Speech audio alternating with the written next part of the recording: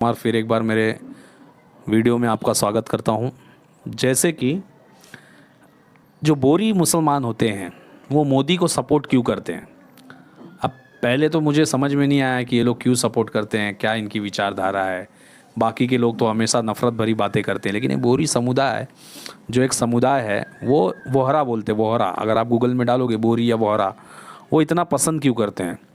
तो जब मैंने पता करने की कोशिश की तो पता चला ही नहीं कि पसंद क्यों करते हैं। लेकिन मैंने एक तर्क लगाया कि किस कारण से ये लोग पसंद करते हैं। एक बार मैं दिल्ली से गया था कश्मीर कुछ काम से, जैसे कि हनी जो शहद होती है, शहद, वो कश्मीर हनी बहुत फेमस है। उसका प्रोक्योरमेंट देखने के लिए कि कहाँ से मिलता है, सस्ता मिलता है, वहाँ पे गया। तो वहाँ पे एक मुझे मिले, वहाँ पे एक सलीम करके एक बंदा मिला मुझे, और सलीम से अच्छी बातचीत होने लगी। गोरा चिट्टा था, एकदम बढ़िया था एकदम। तो उनकी एज भी थी कुछ 50-50 के आसपास। तो उनके साथ में बैठ के बातचीत शुरू हो गई। तो हम 2 दिन थे उनके साथ में। 2 दिन में मैंने उनको ध्यान से एकदम बारीकी से उनकी बातें सुनी, और उस सुनने के बाद मुझे कहीं ना कहीं लगा कि ये जो बोरा समुदाय है, जो वोहरा समुदाय है, जो मोदी को मानता है, वो गलत नहीं मानता है। कहीं न कहीं ये कारण की वजह से जो अच्छे लोग बेचारे हैं, जो शरीफ समझते हैं, वो अपने आप को जो शरीफताई से रखना चाहते हैं, वो कहीं न कहीं जो शांति चाहते हैं, वह मोदी को पसंद करते हैं। अब बात हुई ऐसी कि एक दिन मैं पूछा उनको कि भाई क्या नाम है, क्या है। फिर उन्होंने धीरे धीरे बात बढ़नी स्टार्ट हो गई। फिर उन्होंने बताया हमारे में भी 72 फ़िरके हैं, सिया, सुन्नी, अहमदी, बरेलवी, ऐसा करके 72 फ़िरके हैं। तो बातचीत आगे बढ़ी तो बोलते 72 में एक ही राज करेगा। मैंने पूछा कौन, तो बोलते हैं अहमदिया लोग राज करेंगे। मैं बोला बाकी के बेचारे 72 लोग, बाकी हम लोग का क्या होगा। बोले कि देखो कैसा है कि जैसे ईरान से पर्शियन गायब हो गए, ठीक है, वहाँ से पर्शिया जो बोलते हैं ना, ईरान के पर्शियन, वो गायब हो गए। अफ़गानिस्तान से बुद्ध वाले गायब हो गए, ठीक है, बांग्लादेश से बुद्ध वाले गायब हो गए, और कश्मीर से हिंदू पलायन कर गए। वैसे ही आप लोगों का अस्तित्व कुछ समय के बाद गायब हो जाएगा, ऐसा उसने कहा। मैं बोला फिर बोले कि सिर्फ हम लोग ही रहेंगे। मैं बोला अच्छा, उसमें फिर आगे क्या होगा। फिर बोलता है आगे जब भी हम बढ़ेंगे तो सिर्फ और सिर्फ एक समुदाय का नाम लिया जिसको अहमदिया बोलते बोलते लास्ट में वही बचेगा। मैं बोला ये जो आपकी 72 जातियाँ, उनका क्या होगा। तो बोलते उनका भी खात्मा हो जाएगा। मैं बोला चलो ये भी अच्छी बात है। तो बोला उनके खात्मे के बाद क्या होगा। बोले उनके खात्मे के बाद वही रूल रेगुलेशन से होगा। ये जो आजकल जो सब पर्दा खोल के चल रही हैं वो सब बंद कर दिया जाएगा। जो स्कूटी चला रही हैं बंद कर दिया जाएगा। ये टीवी जो देख रही हैं वो बंद कर दिया जाएगा। ये नाचना गाना जो हो रहा है ये बंद कर दिया जाएगा। मैं बोला और, तो ऐसे वो धीरे धीरे ऐसी ऐसी बातें बताया, जिसको सुनने के बाद आज के आज अगर 100 मुसलमानों को बता दिया जाए कि ये चीज़ आने वाले भविष्य में तुम्हारे साथ होगी, तो वो बेचारे आज के आज बोलेंगे भाई उससे अच्छा है कि हम अपने सनातन भाइयों के साथ में रह लेंगे, लेकिन इनके साथ में हमारा गुजर बसर नहीं हो पाएगा। यानी वो बोल रहे थे कि बुर्का कंपलसरी कर देंगे, टीवी बंद कर देंगे, मोबाइल का यूज़ कुछ नहीं होगा। यानी पुराने दशक में चले जाएंगे। लड़कियां जैसी बेची जाती थी वैसे बेची जाएंगी। एकदम मतलब वही जो आईएसआई का जो मॉड्यूल है, गोली मारो दूसरे को, गोली मार के ख़त्म करो, उसके बाद में फिर अपनी जाति के लोग जो दूसरे जाति की लड़कियों को पकड़े उनको बेचो जानवर के जैसा, फिर उनके साथ में जो गलत सही करना है वो करो, बच्चे पैदा करो, उनको अपने में कन्वर्ट कराओ, उनके साथ में भी वही वहशी दरिंदगी वाली हालत। मैं बोला भाई साहब ये इतना सोच कैसे लेते हो। तो मैं बोला वो हिसाब से तो यार आज जो तुम सोच रहे हो ना, वो स्वतंत्र वीर सावरकर ने आज के करीब करीब 70-80 साल पहले ही प्रेडिक्शन दे दिया था इस चीज़ का, जो आज आप बोल रहे हो।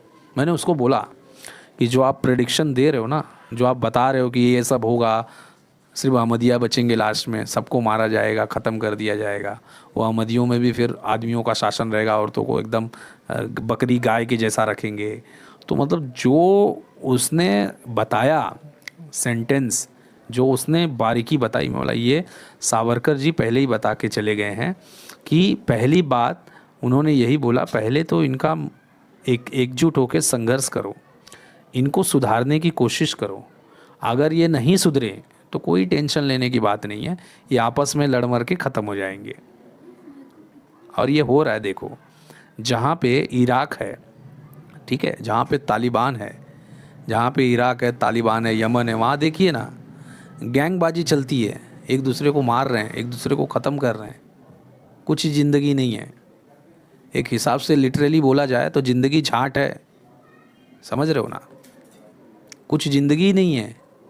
इसीलिए यह सब फालतूगिरी भविष्य में हो सकती है, उसे रोकने के लिए जो समझदार लोग हैं वो बोलते हैं कि नहीं भैया, इससे लाख गुना अच्छा सनातन है, हम इसके साथ में रह लेंगे, इनकी जनसंख्या ज़्यादा है, जब तक इनको उंगली ना करो ये बेचारे बोलते तक नहीं है। उस समय तो ऐसा होगा कि तू मेरे जात का नहीं है, इसको घर से निकाल के जिंदा जलाओ, मारो, काटो, कुछ भी करो, सब जायज़ है। क्योंकि पीछे वाले एक भाई ने लिख के चले गया है कि तुमको तुम्हारी जात को छोड़ के कोई भी मिले उसे मारो, पीटो, काटो, सब जायज़ है। उसकी बेटी के साथ गलत करो, उसकी बीवी के साथ गलत करो, सब जायज़ है।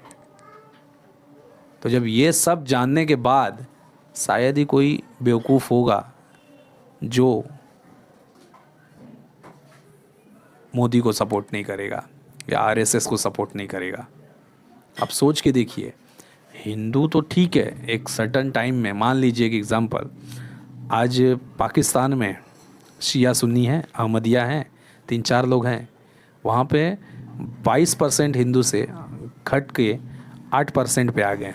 अब वो 8% पे आने के बाद तो समझो उनको एक हिसाब से ना के बरोबर ही है, लेकिन जो 92% है वो आपस में लड़के मर रहे हैं।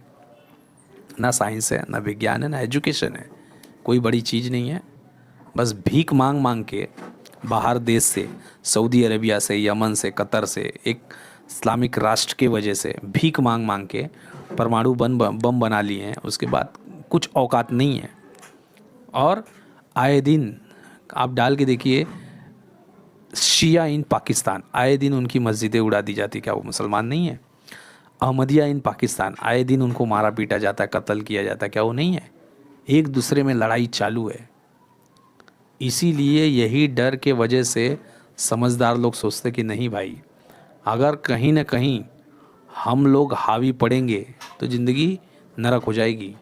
आप ईरान का देखिए ना, आज सऊदी क्यों सोच रहा है, सऊदी जो कि मक्का मदीना है, वहाँ पे सब कुछ होने के बावजूद भी आज वो इतना आगे क्यों सोच रहा है? आज वो ड्राइविंग के लिए लेडीज़ को अलाउ कर रहा है, वहाँ पे सिर्फ वो अपनी औरतों को बुर्का में रखता है, दूसरे की औरतों को नहीं रखता है।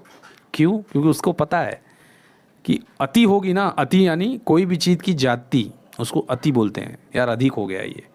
जहाँ पे अति होगी ना वहाँ पे सर्वनाश है, ना केवल दूसरे का, खुद का भी सर्वनाश है। अभी मान लीजिए एक एग्जांपल देखते हैं कि एक घर है, घर में हस्बैंड वाइफ है और 2 बच्चे हैं, ठीक है। अब उसमें एक चीज़ की अति हो गई, क्या? जो पिताजी है वो बच्चों को बोलता है पढ़ो पढ़ो पढ़ो, सुबह से शाम तक पढ़ा रहा है, सुबह से ना खेलने दे रहा है, ना कूदने दे रहा है, ना उन्हें टीवी देखने दे रहा है, ना उन्हें स्कूल जाने दे रहा है, ना उन्हें खाने के लिए बराबर से दे रहा है, सिर्फ एक चीज़ कर रहा है कि पढ़ो पढ़ो पढ़ो पढ़ो। बच्चों की क्या हालत होगी? पागल हो जाएंगे 1-2 महीने में, ठीक है, तो 1-2 महीने में पागल हो जाएंगे। यही सिचुएशन उस समय घटित होगी कि सिर्फ रिलीजियस धर्म और मामला हो जाएगा गरम, और ये होने के बाद पूरा सत्यानाश हो जाएगा। ये खुद तो मरेंगे कुत्ते की मौत, और दूसरे को भी परेशान करेंगे। ये जो पाकिस्तान हो गए, बांग्लादेश से हो गए, ये सब। तो आज के लिए इतना ही दोस्तों। अगर वीडियो अच्छी लगी तो लाइक कीजिए, सब्सक्राइब कीजिए और शेयर कीजिए। मेरे बहुत सारे मित्र हैं जो मुसलमान हैं, वो बोलते हैं कि भाई आने वाले टाइम में सब पढ़ लिख रहे हैं, सब अच्छे से सोच रहे हैं, आने वाले टाइम में देश आगे बढ़ेगा, ना कि ये सब फालतूगिरी में पड़ेगा। तो इसी के लिए आज के लिए बस इतना ही। जय हिंद, जय भारत। यारों का यार, मैं हूँ राजा रविश कुमार।